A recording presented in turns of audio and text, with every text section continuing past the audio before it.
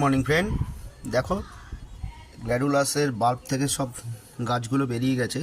তো এখনও একটা দুটো আছে, দেখো এই যে ছোট্ট একটা বাল্ব রয়েছে, তার থেকে এখন বেরোচ্ছে, এই একটা ছোট বেরোচ্ছে, আর ম্যাক্সিমাম সবই বড় হয়ে গেছে। এবার এগুলোকে আমি রিপোর্টিং করব।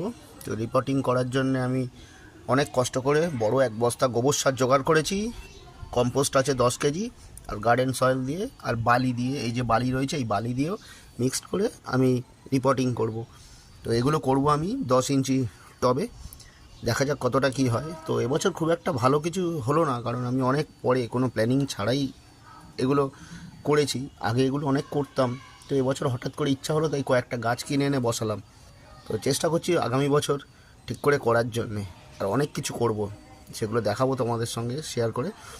তো আপাতত আজকে আর হবে না, তো আগামীকাল দেখছি এগুলোকে সব রিপোর্টিং করার।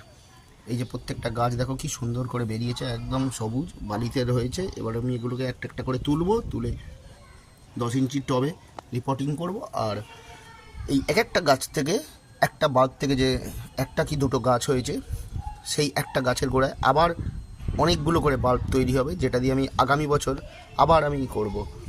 এটাই হচ্ছে গ্ল্যাডুলাস বা বাল্ব জাতীয় গাছের একটা খুব বড় বেনিফিট, যে একটা বাল্ব থেকে তুমি যখন গাছটাকে তৈরি করবে, সেই গাছ থেকে আরও 10টা বাল্ব তৈরি হয়, যা থেকে তুমি আগামী বছর আরও সেই 10টা গাছ তৈরি করতে পারবে।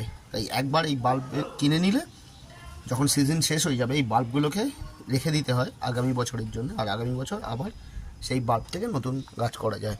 তো সঙ্গে থেকো, পাশে থেকো, ভালো লাগলে সাপোর্ট করো। দেখা যাক এগুলো রিপোর্টিং করার ভিডিওটাও তোমাদের সঙ্গে আমি শেয়ার করব। Thank you.